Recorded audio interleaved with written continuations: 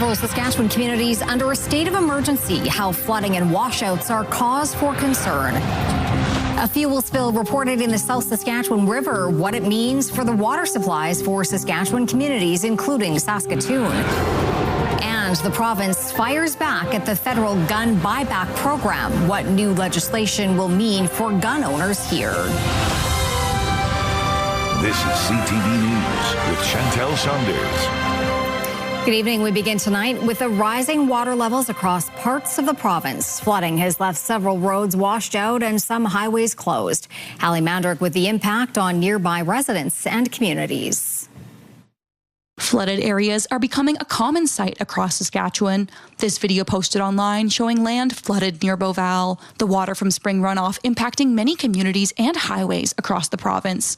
I think we're so used to in Saskatchewan being kind of able to go around, and even if the highway closes, cool, you hop on the grid road, right? And you can almost always get to where you need to go. But right now, with the way some of the rural areas are flooding, there are places you can't get to, and there's people being isolated. As of Monday afternoon, 15 local states of emergency were active across the province, including Shellbrook, Aberdeen, Beardy's Okemos Cree Nation, and other rural municipalities.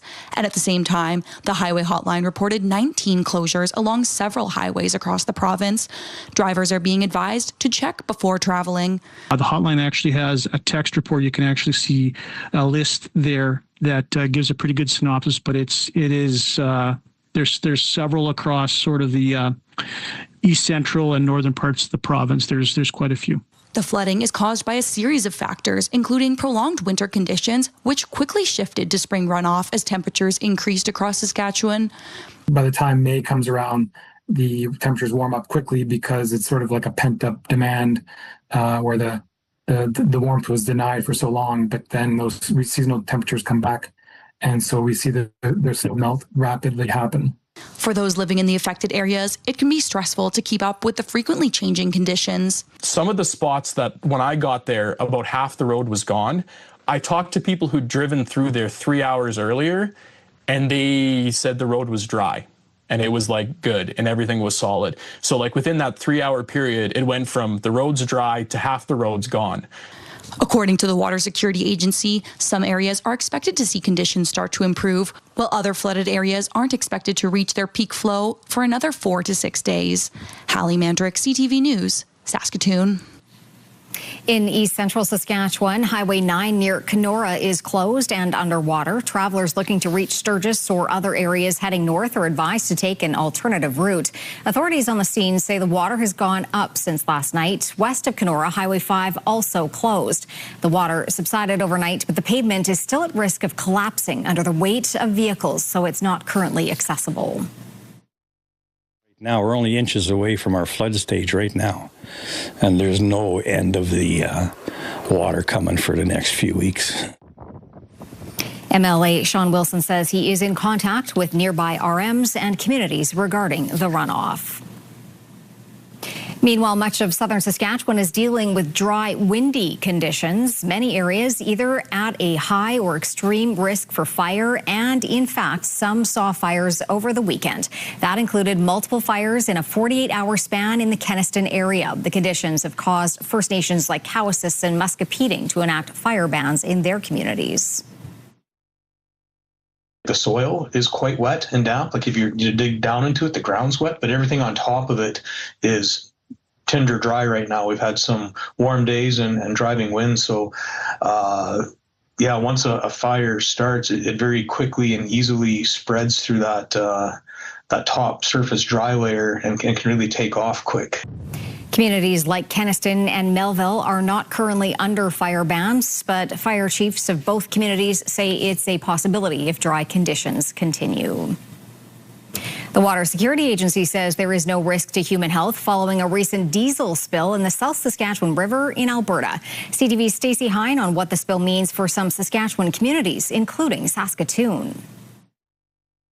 The Water Security Agency says it's monitoring conditions after a train engine spilled about 800 litres of diesel into the South Saskatchewan River. The agency says it was notified of the spill near Medicine Hat late last Thursday. It says Canadian Pacific, Kansas City Rail, and Alberta have environmental response teams on site assessing and containing the situation, and says the risk to Saskatchewan's water supply is extremely low. Given the quantities of the spill and the volumes in the river, it was determined to be no risk to human health by the time it would get to the Saskatchewan border. It says, out of caution, communities downstream have been notified. The town of Leader says its reservoir is full and it won't need to draw water until the contamination has passed. The mayor of Beaver Flat also says no major impact is expected there. The city of Saskatoon, which gets its water from the South Saskatchewan River, says there's no risk to the public. The Water Security Agency says it typically takes 4 to 8 days for water to travel from Medicine Hat to Lake Diefenbaker, and by then the city expects any remaining diesel will be next to none. It's a very large body of water. We expect the diesel to basically evaporate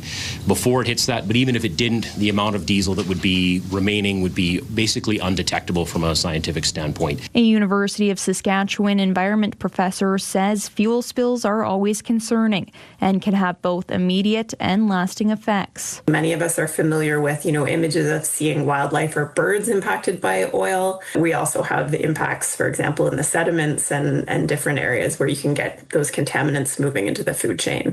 The Water Security Agency says it will continue working with other provincial agencies and Alberta officials to continue monitoring conditions in the days ahead. Stacey Hine, CTV News, Saskatoon.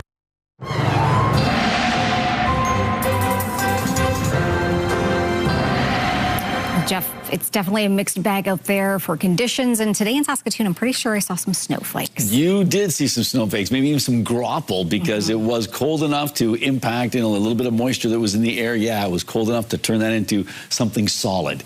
So ultimately, we are watching this low pressure area move off. It's sort of anchored in and around James Bay, Hudson Bay area, but it's still got a pretty big wingspan, still dragging that cold air down on top of us. The good news is it's moving that way, and in behind it, we are going to see moderating temperatures. Not going to jump up in a hurry, but we do have some warmer than seasonal temperatures in the forecast, and we'll talk about that later on. A 77-year-old woman has been identified as the victim of Saskatoon's 7th homicide of the year. Saskatoon police were called to a home in the 200 block of Avenue R South for an injured person last night. They arrived to find the woman dead inside. Police are asking anyone who might have information relevant to the case to call them or report to CrimeStoppers. A fight at an apartment in Melfort has left one man dead and another charged with manslaughter. RCMP say the altercation happened Saturday. Officers were called around noon to a building on Broadway Avenue South where one man was stabbed. 36-year-old Sam Stonestand died of his injuries. 43-year-old Tom Cook has been charged with manslaughter. Cook was scheduled to appear in court today. A man wanted in connection to the death of a man in North Battleford has been arrested. 21-year-old Tyson Cummer was arrested at a home in Cutknife. An arrest warrant was issued for him last week following the death of 36-year-old Tyson Mosquito, who died of his injuries after being found in an alley in North Battleford. Cummer has been charged with second-degree murder. Some tense moments during a church service in North Battleford yesterday morning. RCMP were called to St. Paul's Anglican Church yesterday morning just after 10:30, where bear spray had been deployed, forcing the 25 people inside to evacuate. When officers arrived, the man suspected of setting off the bear spray was being held by a group inside the church. He was arrested and is facing a string of charges. Several people, including children who were suffering the effects of bear spray, were treated by paramedics at the scene. The province is using new legislation to skirt Ottawa's federal gun buyback program. As Keenan Sorokon explains, the changes are aimed at keeping guns in the possession of lawfully abiding gun owners. The province is fighting the federal gun buyback program. Legislation now in force allows Saskatchewan gun owners to apply for certificates and exemptions to keep their prohibited firearms. It makes sure that Saskatchewan property owners know that nobody's coming for their gun. After years of talks, Ottawa launched its assault-style firearms compensation program, a mandatory buyback initiative aiming to remove 2,500 makes of prohibited guns it describes as assault style. To combat that program, the province has launched an app available on its website where gun owners can apply for guns to be verified and appraised before a certificate can be mailed, protecting gun owners once the program's amnesty period ends on October 30th. The individual would have to be satisfied with whatever compensation is being offered and inform through the process the Saskatchewan Firearms Office before it could be seized or destroyed. The process allows gun owners to be exempt from prosecution after the deadline while allowing for fair market compensation, something the federal government has capped with limited funding. A firearm is deemed worthless by the federal government. We call that a seizure. If a firearm is now deemed seized, that entitles the owner to fair market value, not the arbitrary value that the federal government might be putting on that gun. Police are pleased resources won't be tied up chasing gun owners doing nothing wrong. It all comes down to prioritization. What can we do to make sure that the precious resources that we have with frontline policing can concentrate on the things that really mean to our communities? McLeod says while the federal government has jurisdiction over firearms legislation, the province has jurisdiction over personal property legislation, and guns will remain with their owners unless the federal government is willing to pay up. Keenan Sorakhan, CTV News, Saskatoon.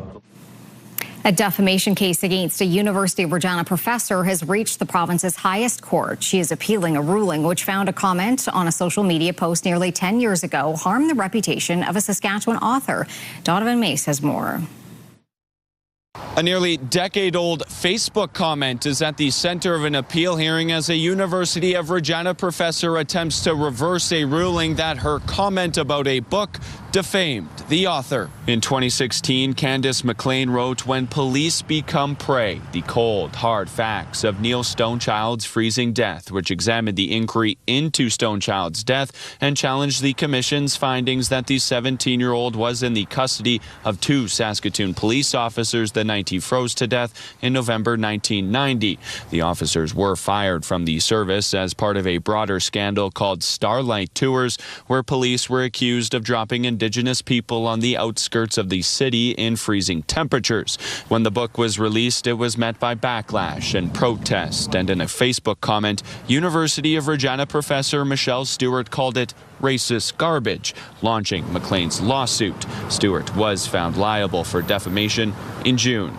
Appealing the lower court's decision Monday, Stewart's lawyer Jason Clayard saying it was a comment on a post which already called Miss McLean a colonial racist. Any damage that was done to Miss McLean's reputation was already done before Stewart made her comment. In response, McLean's counsel Tavingwa Raniawa believes the appellant should not have judged the book by its cover, adding the fact Stewart did not read the book and could not point to her foundation in the facts is telling. Now, McLean is also counter-appealing the damages charged in this case, saying more should have been awarded. The panel of justices has reserved its decision to a later date. Donovan May, CTV News, Regina.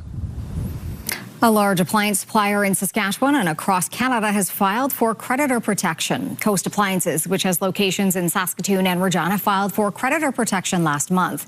According to court documents, the CEO and board of directors resigned on April 15th, marking the collapse of many company leadership. It says the financial advisor was not able to negotiate a restructuring plan, so the company is liquidating its stock.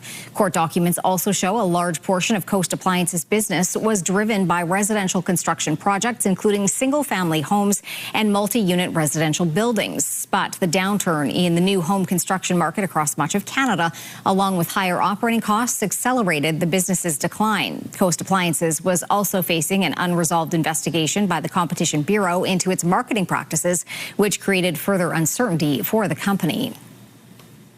Saskatchewan Polytechnic students put what they've learned on display at an annual event showcasing their ideas aimed at solving real-world problems. CTV's Laura Woodward has that story. So I'm trying to build an app. A recent graduate of Saskatchewan Polytechnic is developing an app that connects drivers to open parking spots. People are circling around and it creates a chaos on the road. So This project also helps with the congestion, reducing the congestion and helping with the traffic.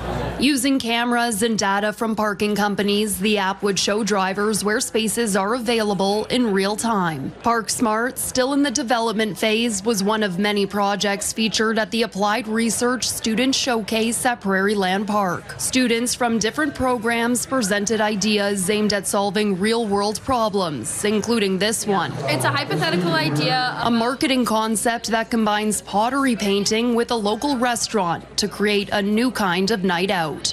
What it is wet paint pottery and Delish by Tish. We brought them together so that we could kind of create like a pottery and pastries night. Projects focused on health and social issues, sustainability, and technology. And industry is more involved, and we find that industry is now coming to us because of the solutions our students are able to provide. The top presenters took home cash prizes of up to $1,000 across the 3 categories. Laura Woodward, CTV News, Saskatoon. A one-of-a-kind art project is nearing completion at St. Francis Cree School in Saskatoon. After months of work, a local artisan is putting the final touches on massive hand-carved stone pieces that will welcome students for years to come. As Carla Shinkrick found out, this project is set in stone and rooted in meaning. This isn't just the sound of stone being cut. It's a story being carved in real time. Ryan Watson has spent hundreds of hours carving 3 large-scale limestone features destined for the exterior of Saskatoon's Cree School, which opened at the start of this school year in September. It's not really about me doing it. It's about me relating their vision into the stone that'll be there for a long time. The pieces reflect themes of connection, culture, and storytelling, developed in close collaboration with elders to ensure every detail is respectful and significant. Symbols like sweetgrass, an eagle, a sunset, and a cross, all carefully incorporated. We've used the templates to transfer the images onto the stone, and it's just a series of, sinking things down and then giving it shape and movement. You have to pay attention to light and shadow. Using traditional masonry tools similar to those from the early 1900s, the process is as authentic as it is labor-intensive. You always have to look up to see our carvings, I guess. So most people often just think it's cement, but they don't realize that it's a stone carver using traditional tools of the trade. So that largest carving is going to go here to the left of the main doors, and the cross is going to go on the other side of the name of the school. It's pretty special to have been asked to do these 3 carvings for the Cree School. The project has also sparked interest from the community, with many following along online as the carvings take shape. Plus, some from the school community have also had a chance to see the early stages. Just through photos, and there's been really positive feedback, which is really good for me. It's hoped the carvings will be put up around the middle of this month. Carla Shinkrick, CTV News, Saskatoon.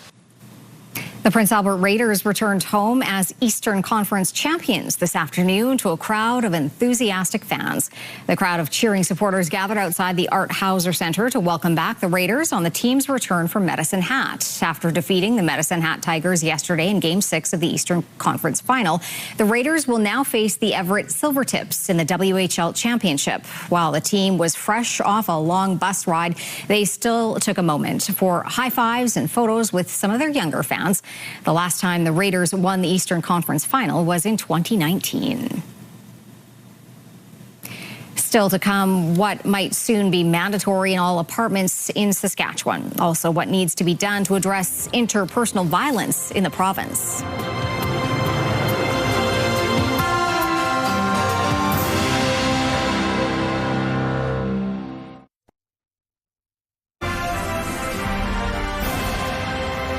You're watching CTV News Live from downtown Saskatoon. Thanks for staying with us. Carbon monoxide detectors could soon be mandatory in all multi-family apartment units in Saskatchewan. The provincial government says tighter regulations will be announced this week. It follows the carbon monoxide death of an 11-year-old Regina boy in December. Wayne Mantika has those details. On board. This Regina family has been pushing for more stringent detector regulations since the December carbon monoxide death of their son. Because we don't think any other children in this province should die. No more. It's got to stop. My son should be the last one. 11-year-old Henry Losco died on December 19th following a carbon monoxide leak in a Regina apartment building. Authorities blame a faulty boiler. The family says no carbon monoxide detector sounded on their floor. The government says new regulations will be announced this week. I think that there's an area of improvement for individual carbon monoxide detection for individuals residing in multi-unit dwellings. It's something that we need to address, and we are going to be addressing in the next 24 to 48 hours. It's expected that detectors will be required in every multi-family unit. Landlords will be given a period to comply. The NDP support the change.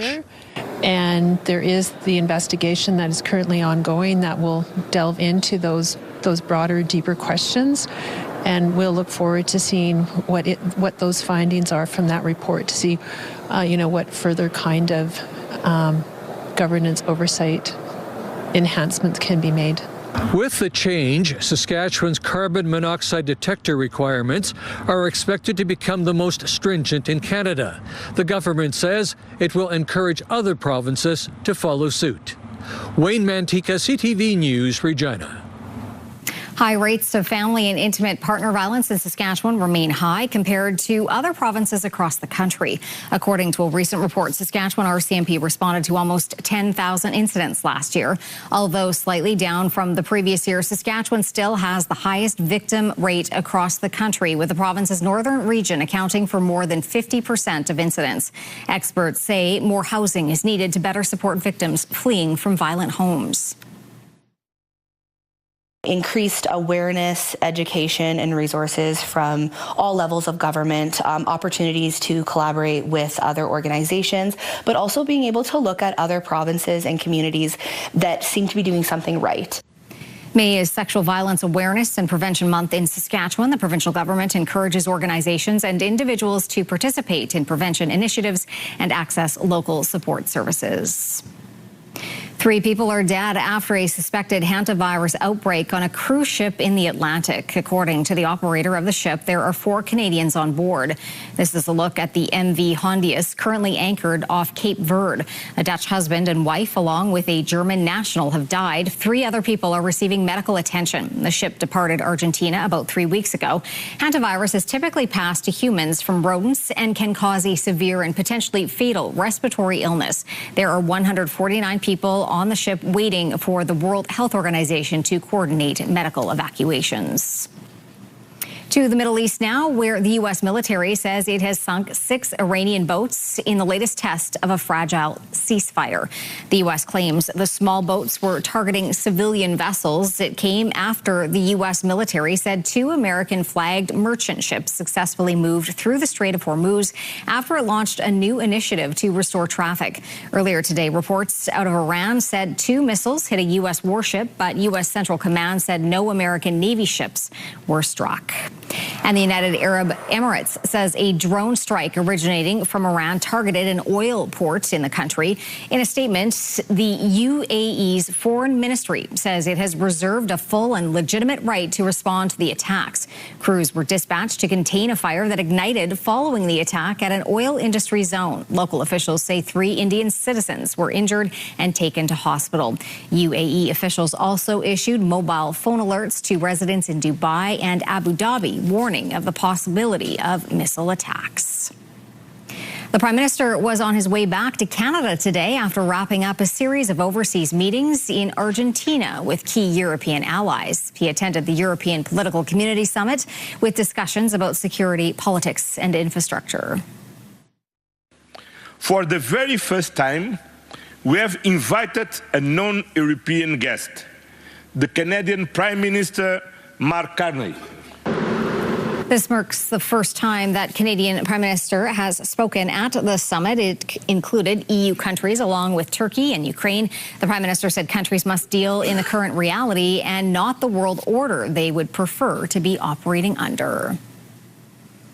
As of today, executives in the federal public service are expected to be back in the office 5 days a week. The Treasury Board announced the change to remote work rules in February and said all other employees will have to be in the office 4 days a week as of July 6th. This only applies to public servants in core departments and agencies under the Treasury Board.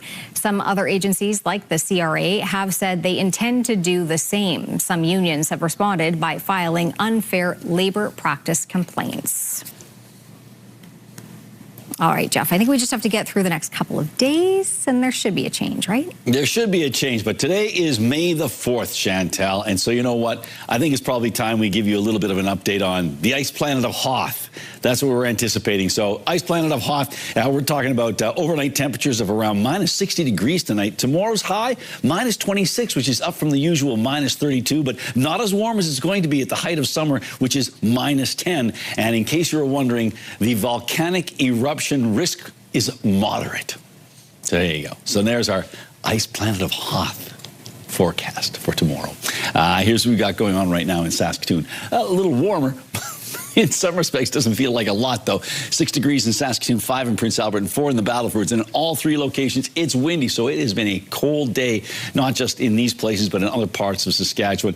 And we still have at least one more day to go, and we'll talk more about that in greater detail. 6 degrees is our temperature, and it happens to be our daytime high as well. 16 is typical for this time of year, so 10 degrees below seasonal. 30, the record warm temperature in 1918, the record cold temperature for the 4th of May, minus 9 in 2002. And the sun is going to go down at 8:37. Coming up, Saskatoon's pop culture on full display. We take you to Prairieland Park for PopCon YXE.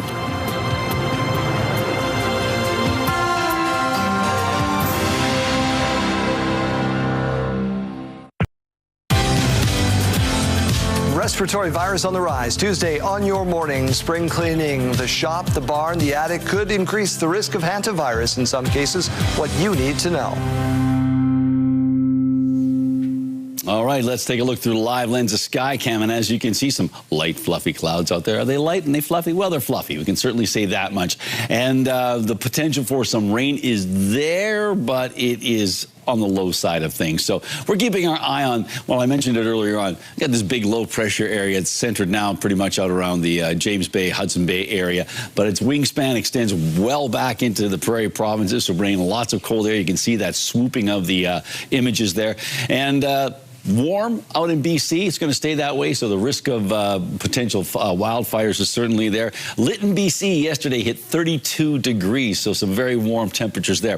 Let's take a look at our current temperatures just to recap. 6 degrees in Saskatoon, 5 in Prince Albert, 4 in the Battlefords. Feeling colder than that in all three locations thanks to those strong winds. The hot spot in the province, Val-Marie at 10.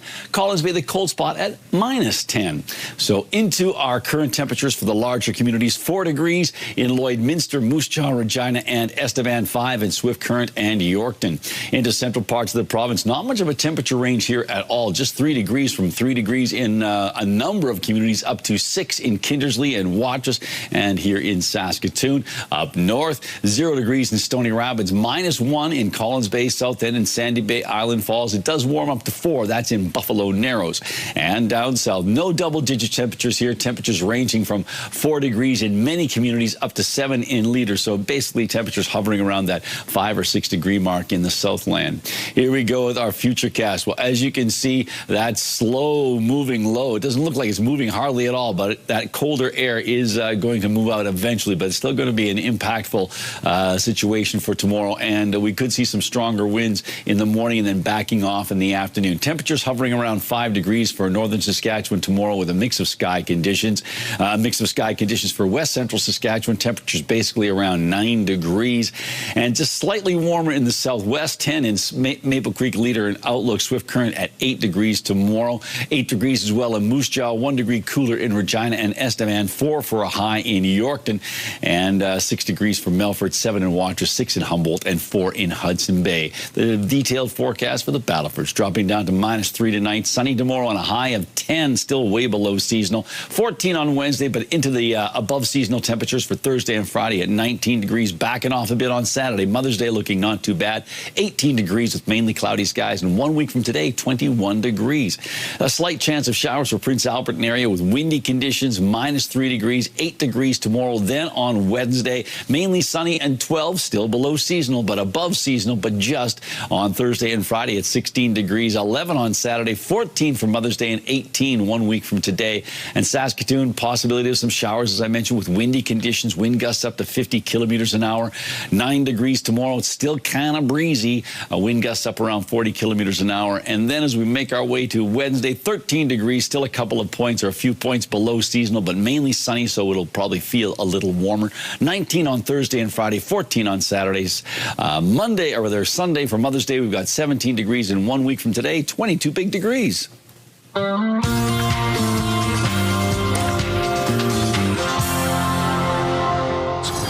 I'll take out every bad guy in your deck of cards. Today is May the 4th, also known as Star Wars Day. The date is considered a pseudo-holiday for fans of the franchise. Today, those fans will be looking forward to the release of The Mandalorian and Grogu. It's set to hit theaters on May 22nd and will be the first Star Wars film to be shown on the big screen since 2019. So I used to have your job. Got to go to Paris Fashion Week. Well, it appears the fashionable choice for moviegoers over the weekend was The Devil Wears Prada 2. Meryl Streep, Anne Hathaway, Emily Blunt, and Stanley Tucci reunited for the sequel 20 years after the original, racking up $77 million U.S. across North America. Michael is still going strong with $54 million in ticket sales, despite falling to second place. And the Super Mario Galaxy movie took in third place with $12.1 million.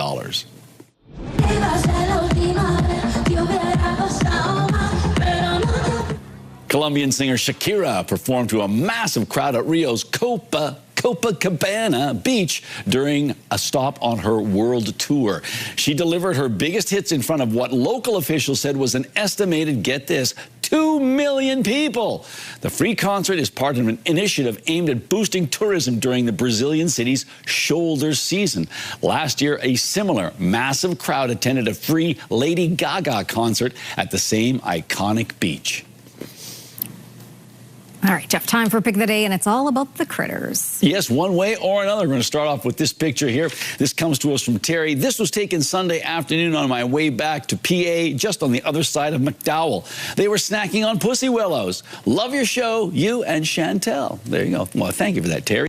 Lloyd sends us this picture. Bohemian waxwing, just taking a break on a bench in Saskatoon. Nice shot there. Thank you, Lloyd. And finally, from Sheldon Vetter, we got a couple here. So Saturday was Kentucky Derby Day, and there was some Saskatchewan content on hand. A couple of friends of mine, Tanya and Sheldon. That's Tanya in the cream-colored, and Sheldon's got the wide-brimmed hat there. And just to their right, it's Karen and Pino from Regina. And on the far left, in the pink, well, that's Angela, but she's from New Zealand. But hey, it was great to be at the Kentucky Derby, no doubt. And then Sheldon and Pino ran into this guy. That is quite the outfit. I know hats are very special on Kentucky Derby Day, but wow, that is quite the lid and the whole outfit.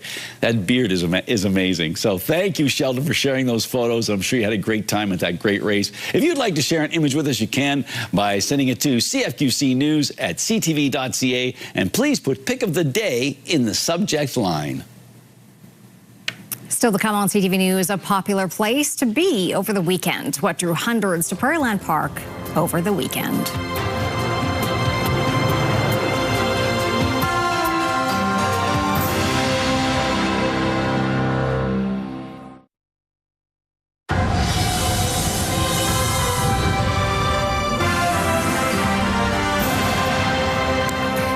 Of pop culture flocked to Prairieland Park over the weekend to take in PopCon YXC. As Hallie Mander reports, for many it was a chance to explore the extraordinary.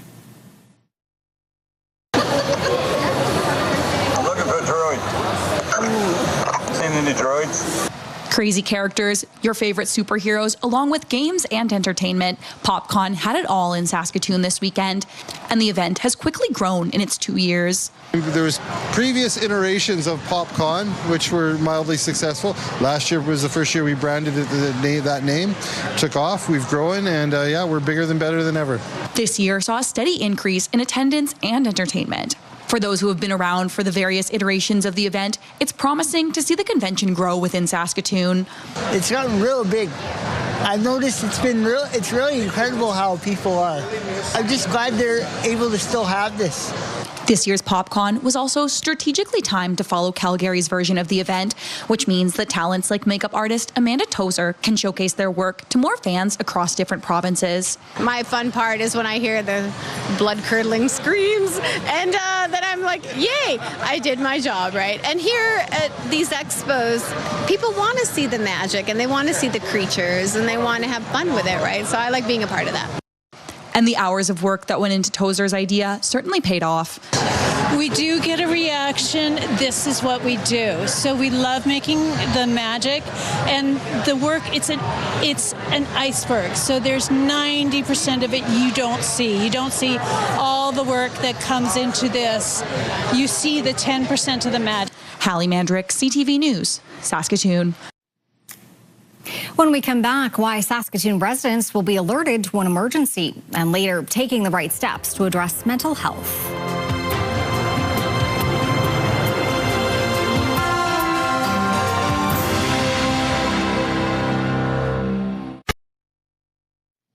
Welcome back. Let's take a look at the rural forecast for tomorrow and Tuesday. Still looking cool, and I don't mean groovy or happening. Yes, temperatures are below seasonal, in and around that 9-degree mark for many locations as we slide across to the eastern side of the province.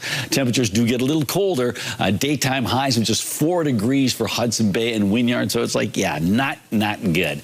Certainly not warm. Now, I don't know if it's going to be helpful at all in terms of slowing down the flooding, but I don't know if it's going to make that much of an impact. Staying at around 4 degrees for Kenora, Broadview, and Carlisle as we make our way westward. The temperatures do warm up. Leader at 10 degrees, Maple Creek at 10, 7 in East End, Cypress Hills, 8 degrees in Cornack. But what about Hanley? Well, Hanley is expected to top out tomorrow at 8 degrees, so about 7 degrees below seasonal, and winds out of the north 20, gusting to 40. So a bit of a challenging day tomorrow, but temperatures are warming up. And keep in mind that Hanley is one of those places where internet plans of up to 1 gig are available from SaskTel. Saskatoon residents can expect their phones to go off tomorrow afternoon. This is a test message from the City of Saskatoon's Notify Now system. The purpose of this test is to demonstrate how Notify Now would work if an emergency was happening.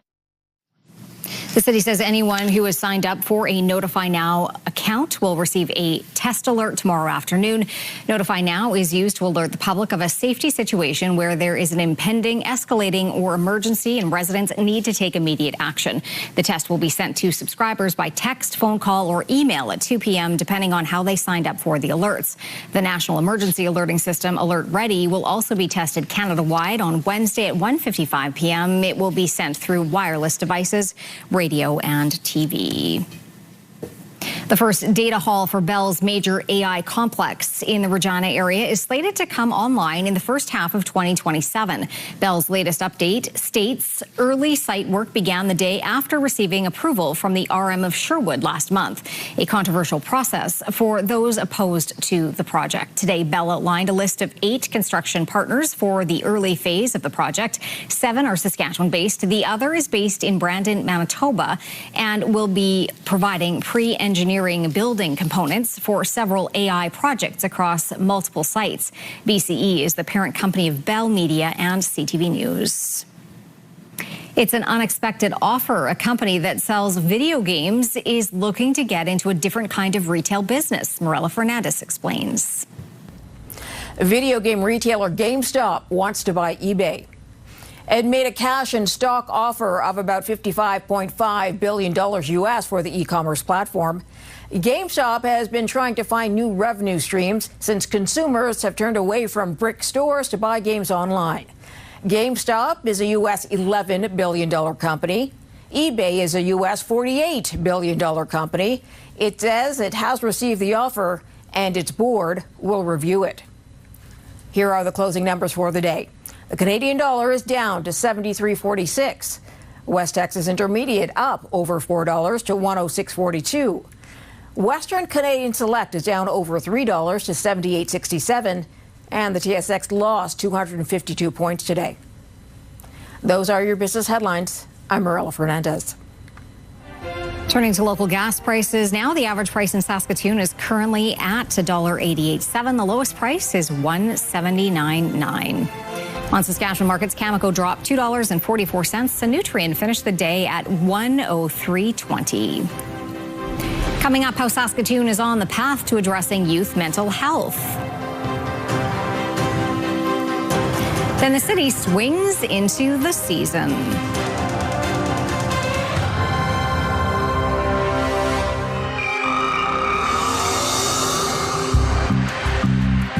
Hey there, it's Derek Chesty here at the Saskatoon CrimeStoppers. This week on CrimeStoppers Unmasked, we're asking for the public's help in identifying 2 robbery suspects. On April 15th, 2026, at 10:20 p.m., 2 unknown males robbed a liquor store in the Hunter block of Primrose Drive. Suspect 1 enters the store and grabs 3 bottles of liquor, and as he is leaving, he brandishes a knife towards the employee. Suspect 2 stays outside in order to access the entrance door, allowing the robber to exit the building. Suspect 1 is described as a male, tall with a medium build. He was wearing a light cream-colored hoodie with Carhartt on the left sleeve, light gray sweatpants, dark boots, and had a black face mask pulled up over their nose. Suspect 2 is also male, was wearing a black hoodie with an unknown Sigma on the front with a black face mask pulled up over their nose. Watch for photos and video of the suspects on Facebook, Instagram, and our homepage. Do you have information about this crime or who is responsible? If so, please give us a call at 1-800-222-8477, or you can leave a tip online at SaskatoonCrimeStoppers.com. We pay cash rewards of up to $2,000 for information that leads to an arrest. Tips are completely anonymous. We don't want your name, we just want your assistance. Saskatoon Crime Stoppers. Do your part to stop crime in our community.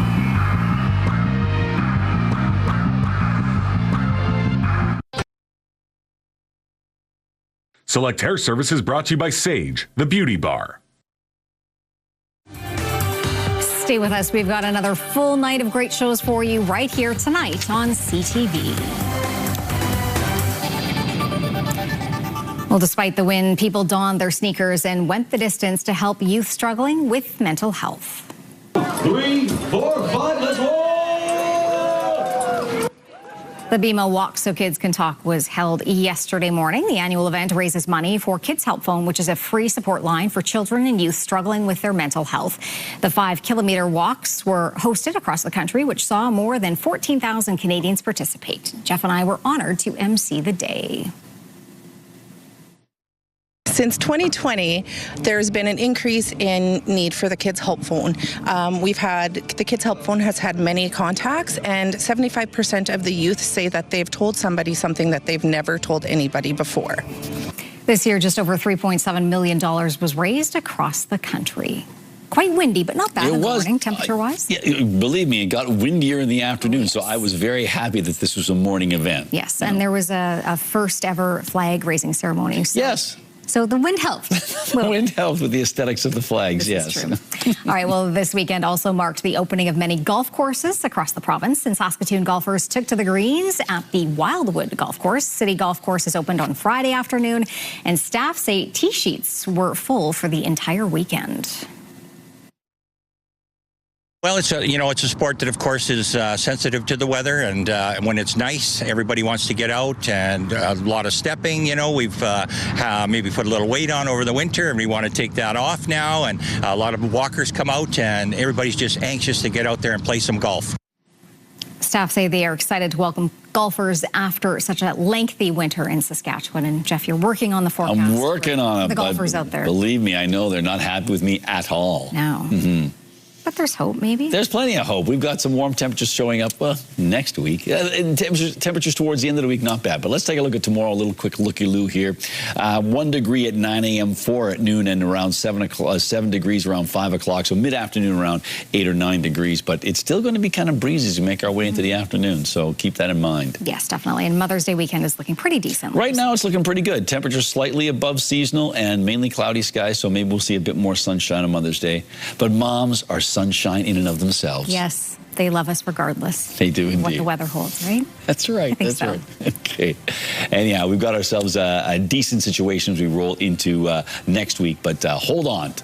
To your hat, he means. Well, yeah, exactly. You know, hold tight. Or just wait, be patient. There you go. That's kind of what I was getting at. Have a good night. Thanks for watching.